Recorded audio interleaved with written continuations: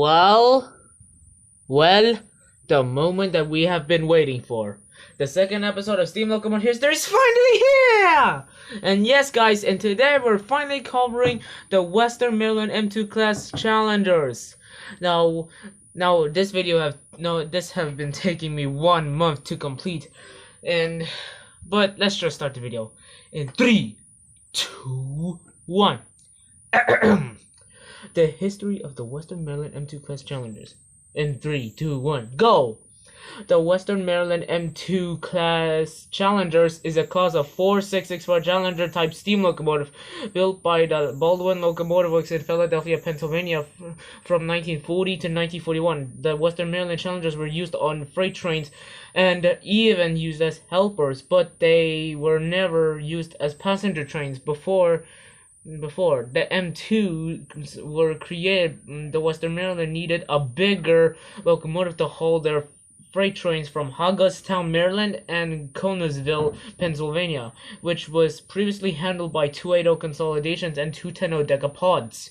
But they began to struggle with the freight trains becoming more heavier and needed a bigger and larger locomotive for the job. The Western Maryland engineer designed a big locomotive, but the Western Maryland wanted an articulated locomotive, so they designed a 4664 Challenger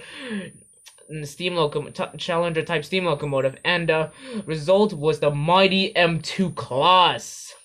And the M2, the local base of the and here's the M2 specification. Even though I'm showing this picture. The M2s have a local base ID of 342, have a wheel arrangement of 4664, row number 1200 to 1202, gauge. It is a standard gauge locomotive. It uses Walsh-Short's valve gear. It has a driver wheelbase of 24/7.32. Have an engine wheelbase of 60.33/18.39. Overall wheelbase, engine and tender 106/32.31. Axle loading, maximum weight per axle 67,562/30.646 kg. Weight on the drivers was 402,266/182,465. Have an engine weight of 601,272,609. A tender loaded weight of 418,950/190,008.33. Have a total engine and a tender weight of 1,019,950/462,642. Tender water capacity gals/ml is 22,000/83,033. A tender fuel capacity oil and coil 30/27. Minimum weight of rail calculated LBYD/KGM 112/56. I'm reading the Google document, by the way, so don't give me hate. I have a driver diameter of 69 meters. A boiler pressure of 250 psi or 17.20 kPa. A high pressure cylinder of 22x32. Have a tractive effort of 95,397 pounds. So that means that the Union Pacific Challengers have more tractive effort than this Challenger, even though the M2s were light Challengers. Have an adhesion factor of 4.22, a firebox grade area of 118.18. Okay, that's all I have for the M. That's all the specification. Now let's get into the full history of it. It might be too long, but I can do it.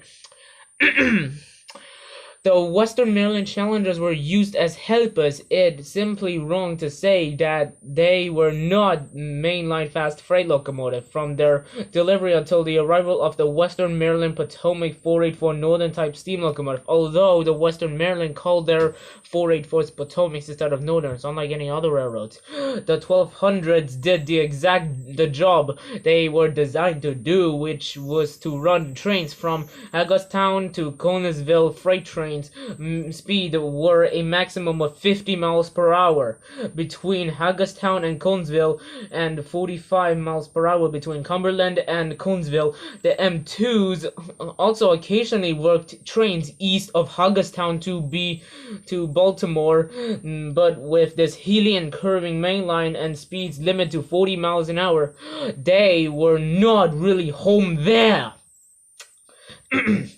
After the arrival of the 484 Potomacs in January 1947, the Challengers were rarely ventured east of Cumberland. Most of these trips probably were to receive heavy shoppings in Hagerstown while working exclusively on what was called the New Line.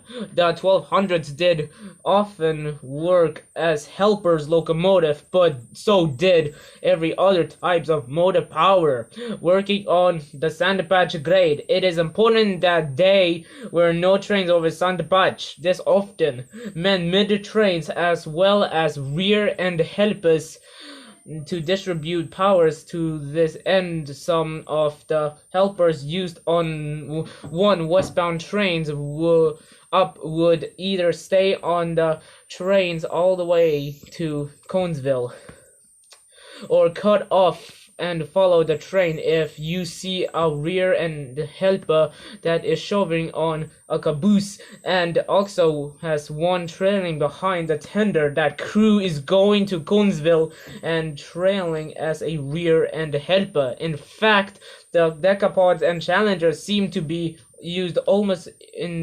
indiscriminately on these assignments. As proof, the challengers were mainline powered to the end.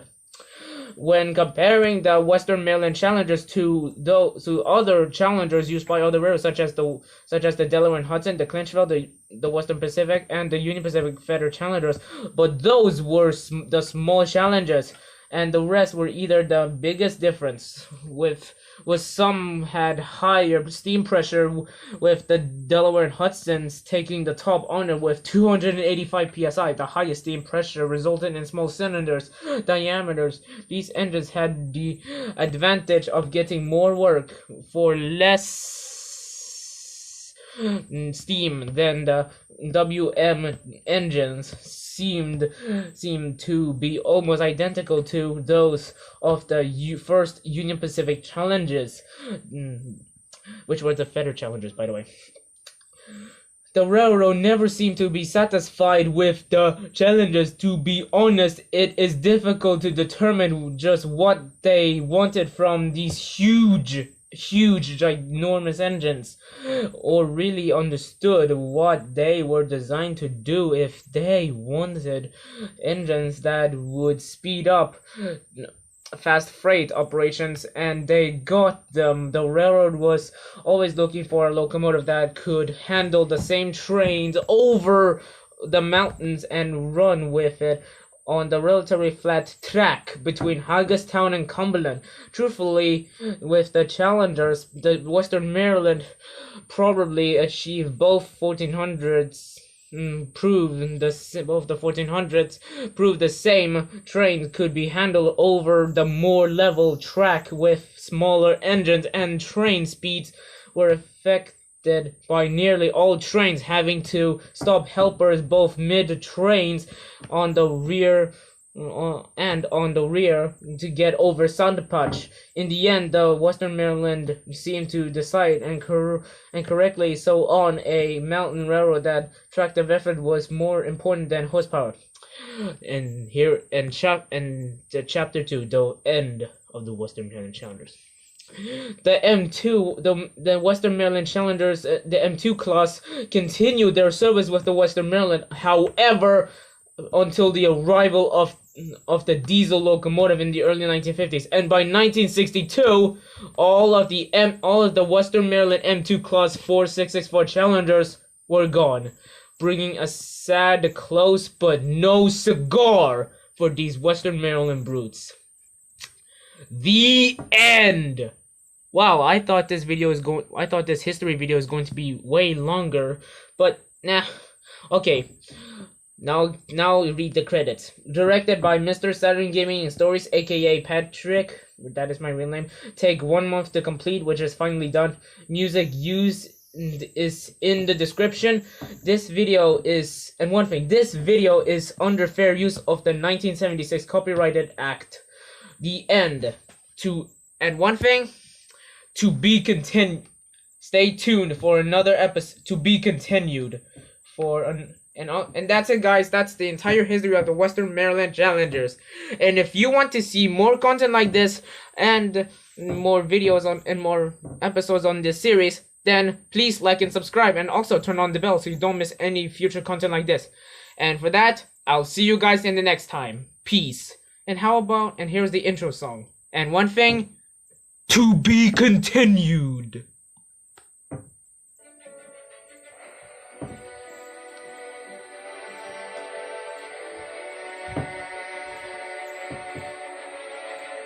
I hope the music isn't copyrighted.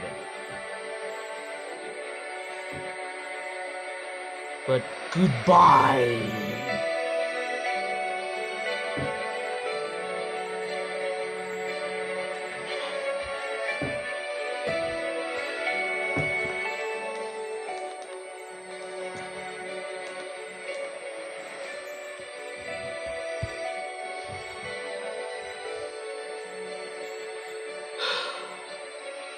My voice is not dead.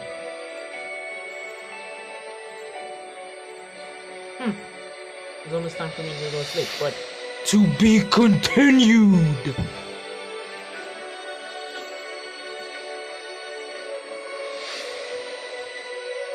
And one thing, be nice to people. Be mean to the unsuccessful steam locomotives. Goodbye.